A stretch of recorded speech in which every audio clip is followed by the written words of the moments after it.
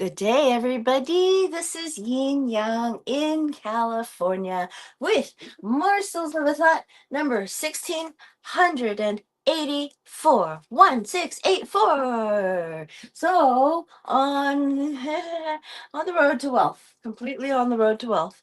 Now, I wanted to read you something about disappearing in between dates.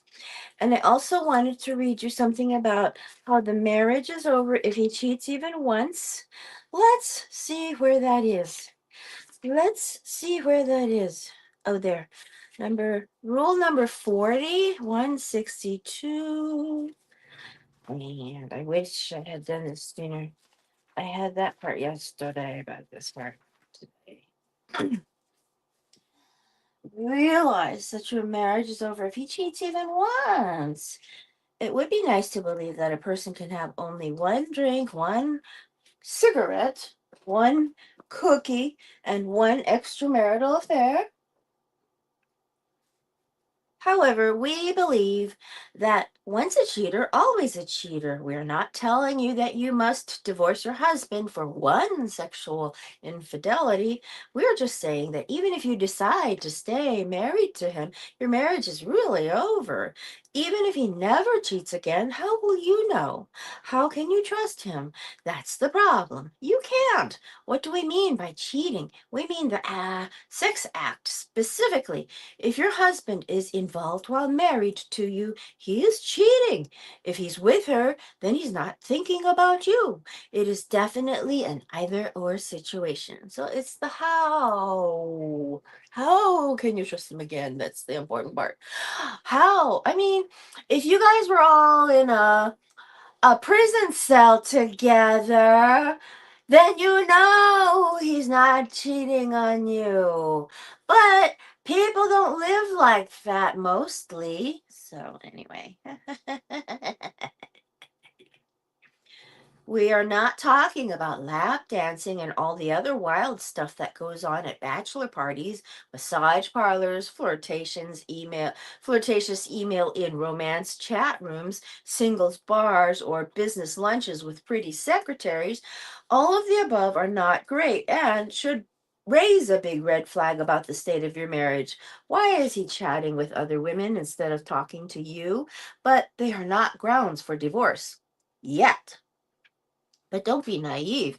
Email can lead to phone calls, can lead to phone sex, and eventually hotel trysts. It's not like he's up late because he's playing Nintendo or the stock market. He's behaving badly, and you should keep an eye on where all of this may be going. Don't think that the only men who cheat are alcoholics and ex-convicts. Even good men, ministers, outstanding businessmen, and pillars of their communities. Good fathers who never miss a soccer game, good sons who visit the graves of their mothers more than once a year, have been known to cheat and then lie about it. They have even been caught red handed with a hotel receipt or a copy of a telephone bill with the woman's number on it 32 times and still say, I can't recall. So if you suspect your husband is cheating, don't waste your time asking him more than once. He will deny it until it's his last day on earth. He will deny it until it is his last day on earth. Even women we know who married their college sweetheart, soulmate, best friend told us that when they confronted their husbands with their suspicions, they denied.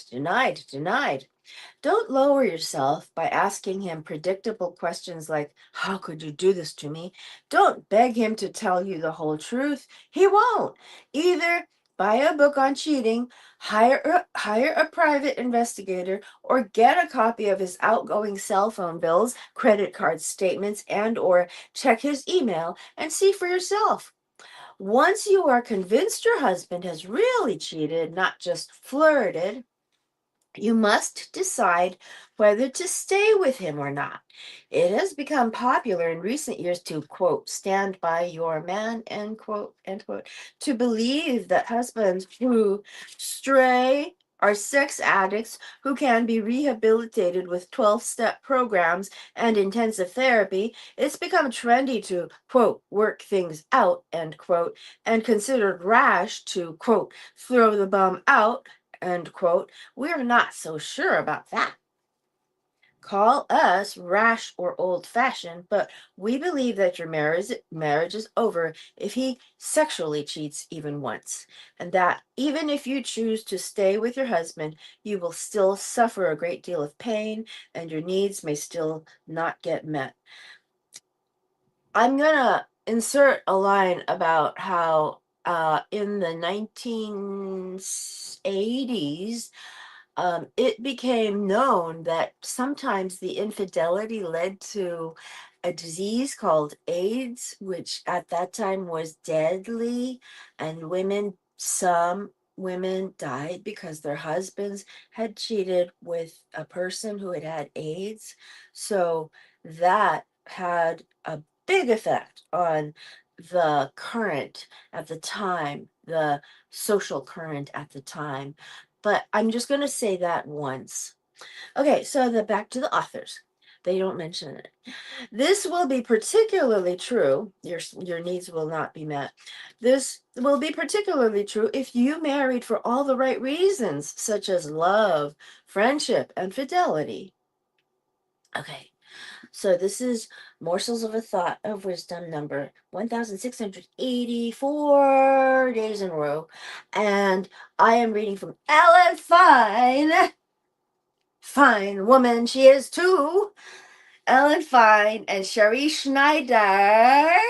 These are the mavens of dating. They know everything. Shit. They know everything. You got to call them. I think it's $600 an hour or something, but you got to call them. You got to call them. You got to call them. This will be particularly true if you're married for all the right reasons, such as love, friendship, and fidelity. You will feel betrayed. You will feel devastated by his betrayal, and divorce may seem like the only option. Of course, all marriages are different.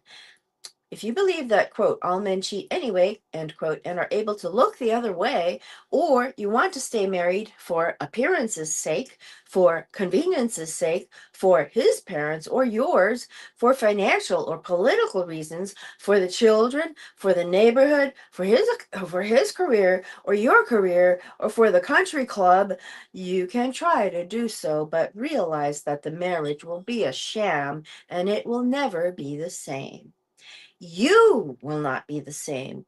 You will probably go through the well known stages of shock and disbelief, self pity, rage, and revenge, no matter how hard you try to forgive and forget and move on.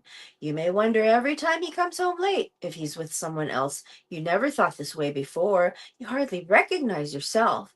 You may become obsessed with finding evidence, perhaps looking through his coat pockets for credit card receipts on pieces of paper. You may do telephone searches on your home phone and his cell phone to see whom he is calling. You may start calling his secretary to find out how long his lunch hours are. Even if you said or thought you forgave him, your resentment will come out wherever possible. You will become the master of zingers, reminding him that he was never too tired for sex with so and so, or how much money he threw away on escort services. You may seek revenge and become a bitter, punitive person. Hate will replace love. You may refuse to have sex with him, to talk to him, and will make him sleep in another room. Not a good idea.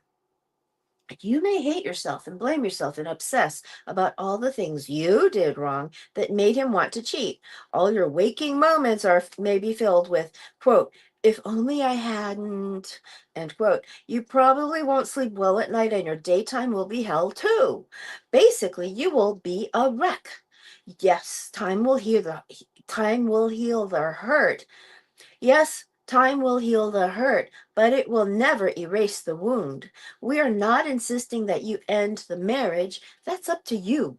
We are merely pointing out that you should not have false expectations of making your marriage work. You must be realistic. We believe that if you take him back, It is wrong to rub his nose in his indiscretion or expect him to pay for his mistake for the rest of your marriage. Your motto must be forgive and forget and shut up. There is no point in reconciling if your motive is to make his life hell. That's an interesting statement. There is no point in reconciling if your motive is to make his life hell. That's a really good statement on all relationships. There's no point in making a connection if your point is to make their life hell. There is no point in doing that because it's like drinking poison and hoping the other person will die. That's the key quote I got from somewhere via my motivational speaker, Duck, and then the person he quoted, it's like drinking poison and hoping the other person will die. So there is no point in making the connection to somebody if your motive is to make their life hell. So the authors here have said there is no point in reconciling if your motive is to make his life hell. I've said that like 15 times now. In deciding whether to stay with him or not, ask yourself if he seems genuinely repentant. Are you pretty sure that it was a one-time mistake? Is he willing to do whatever he can to make it up to you? Is he frantically making appointments to see a couples counselor, more devoted than ever? Or is he only sorry that he got caught and even blames you for why he had to go outside his marriage? Men who are not worth keeping say things like, quote, if you were nicer to me, I wouldn't have had to do this, end quote. Or, quote, if you weren't always too tired for sex, end quote. Even if you did play a part in the failure of your marriage, that's up to you to look at and is certainly no excuse for his behavior. Don't let him tell you otherwise. Worse yet, do you suspect that you caught him only this one time, but it could have happened before and could happen again? Did he deny that he cheated until you had concrete proof? Think twice to about think twice before taking back a cheater and a liar. Maybe you will be the lucky one in a million whose husband does a 100% turnaround and you are able to work out the problems that led to his infidelity and your marriage is even stronger for it. We hope that is the case, but in most instances, even if you stay together, the marriage will never be quite the same. Whatever you decide to do, do not do it alone. Get the support of your friends, family, your rabbi, priest, or therapist. Infidelity is all too common, and you do not have to go through this painful time alone.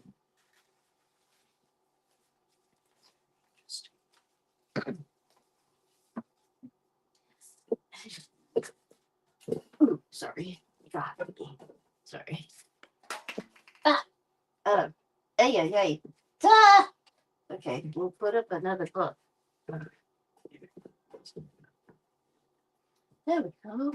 The Rules for Marriage and the Rules Handbook. I'm going to read out of the Rules for Online Dating. Capturing the Heart of Mr. Right in Cyberspace by Ellen Fine and Sherry Schneider. These are some co-authors that have changed the world. They have changed the world. They have changed the USA and the world because they have put it into our vernacular. Let the guy chase you. Ah, I think that's great. Okay, disappear between dates. Rule number 18, quote, disappear, end quote, in between dates. Many of the rules for online dating, such as waiting 24 hours to email a man back, not answering emails on weekends, not accepting instant messages, and keeping your texts short and sweet, discourage excessive contact between you and men. This is a good thing.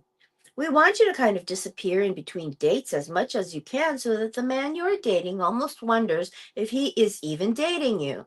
For some strange reason, not knowing exactly where you stand and what you are doing gives men a rush. That is why we believe in playing hard to get and slowly involving a man in your life. It sets the right pace for the relationship so he isn't overwhelmed. Slowly involving a man in your life means that you and he are not going out with your parents on the fourth date or doubling with your friends on a Saturday night on the fifth date. It means you're not emailing and texting him all day with cute thoughts of or forwarding him emails from friends and coworkers so as to include him in your life. Under no circumstances are you telling him that you don't see him enough, as if you can't live without a man. You shouldn't be seeing each other 5 times a week. You shouldn't be seeing each other 5 nights a week after a month, so that after 2 or 3 months he has to come up with a reason to get out of this whirlwind courtship. You have to pace the relationship so that it doesn't become too much for him and he ends up wondering how he got himself in so deep so quickly. If he starts to feel overwhelmed, he may panic and run. I have an example that I've told you before of a person who called me every day twice and then later said that I was clingy. Jesus Christ. And not just that, he was gay and I was straight and there was no chance for romance. And he was still thinking that I was clingy. I had to sue him for slander that way. But no, I mean, it was a separate thing. I'm sorry.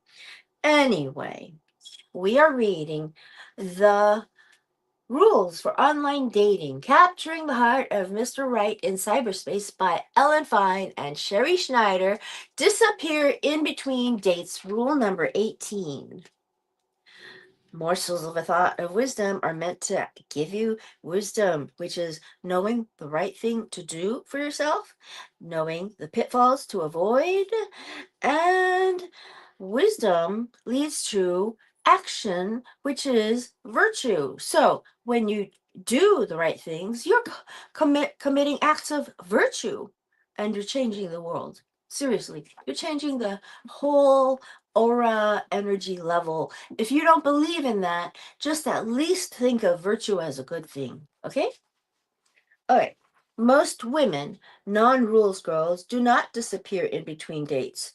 On the contrary, they email, call, text, and instant message a man to death to remind him that they exist and that they are, in fact, in a relationship. These women figure, quote, out of sight, out of mind, end quote. They are afraid that if they don't keep constant contact going with him in between dates, he will forget them, think about other women in his office, or maybe answer other women's ads online. Actually, the opposite is true. If a man doesn't hear from you constantly in between dates, he will probably think about you more, assuming the relationship started with a rules beginning. He spoke or texted you first and pursued you. He may even appreciate the lack of constant texts from you. Men still want what they can't have, and that's what makes them different from women. If a man sees you on long, wonderful dates with lots of intimacy and then gets all these warm, loving texts, calls, instant messages, emails during the week, what incentive does he have to become committed to and marry you? None. But if you seem to disappear during the week and he doesn't know exactly what you are doing and what you are thinking or feeling about him and the relationship, you will seem mysterious and interesting to him, and your dates will be more special. We are asking you to hold back on correspondence, including smiley faces, coffee cup readings in the morning, and friendship texts any time of the day, and calls during the week. Don't worry, you will have more than enough time to be yourself on dates. If you are naturally warm and thoughtful, you are warm and thoughtful on dates. He has a dry throat. You ask the waitress to fill up his glass of water and bring him hot tea with lemon.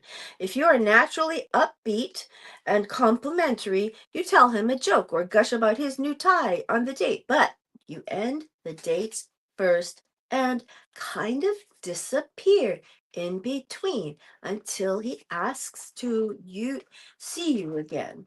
For most women, this is not easy to do. After a wonderful Saturday night filled with warmth and all the right feelings and ingredients for a relationship, most women naturally want to keep these feelings going. Men are different. They will spend a weekend playing golf with a friend and then not talk to him again until the next golf game 2 months later, even if the market dropped and the friend is getting a divorce. So when we told women in our first book not to call men in between dates, they felt as if we were asking them to stop breathing. But then they had to admit that they loved the results. And we can tell you for sure that what works long term is limiting your contact with a man in between dates. Without the rules, even the smartest women tend to behave in a way that sabotages the most promising relationships. Case in point. Okay, we're going to skip the case in point because we're low on time. Jane, 51, Jane. You have to get the book. And it does say emails more than it says texts, but I say texts. No. Oh, here we go. Okay. Seeming to disappear in between dates and limiting contact is standard operating procedure for things when when things are going well between you, but when things are going badly, a more extreme solution is necessary. We call this the no contact plan, quote, no contact, end quote, plan. We believe the only way to wake up a wayward guy is to not contact him at all. You must stop seeing him and ignore all calls and texts and just let him keep trying to get in touch with you until he changes his tune, stops being complacent, commits, and proposes. When you start getting text flowers or real email flowers or real flowers at your door with a meaningful note about the relationship, then you can pick up the phone or text him back. Until then, nothing. Okay, so here is a perfect example of how no contact works. Okay, Lynn met Matthew, 35. There was only one problem with the relationship. Matthew had still not proposed. Okay. Lynn. Bill rolls 2. What's no contact? No contact means no dates, no calls, no texts. He can call and text you and ask you all he wants, but you don't see him and you don't pick up the phone or call. This is when you're trying to get him to propose if it's a really exclusive relationship. He can call and text you and ask you out all he wants, but you don't see him and you don't pick up the phone or call or text him back until he says he's ready to get married. This is for a person that you've been dating for 18 months or more. We told her, and you don't tell him your strategy either. Either let him think you are busy or over him. Let him figure it out. But I love him and he loves me, she argued. And we've been together for 2 years. How could I just stop everything cold turkey? And we have plans for the next few weeks, a concert, his cousin's wedding. Isn't no contact cruel? If he doesn't love you enough to marry you, then he doesn't love you enough, we replied. You've tried reasoning with him and candlelit dinners and other things, and nothing's worked. Lynn said she understood and then got too busy to see Matthew. A week later, we said, sit tight and keep doing no contact. Sure enough, 2 weeks later, Matthew emailed her a beautiful card which opened up into a ring and a smile. It said, can we meet for dinner to talk about us and our future? She waited 24 hours and texted back. Okay. He texted back in 5 minutes. How about tonight? It was Thursday, and she babysat for her niece that night. She told him she couldn't, as she, quote, already had plans, end quote. She waited until the end of the evening, and said, yes, I'd love to. Jane, sorry. Okay, so no contact really works. We're out of time. So, no contact for a man who is wayward, who you've dated for 18 months exclusively. Disappear kind of in dates. Disappear in between dates. That's what the rules for online dating says. Capturing the heart of Mr. Right in cyberspace. Okay? See you later. Okay, old Kinderhook.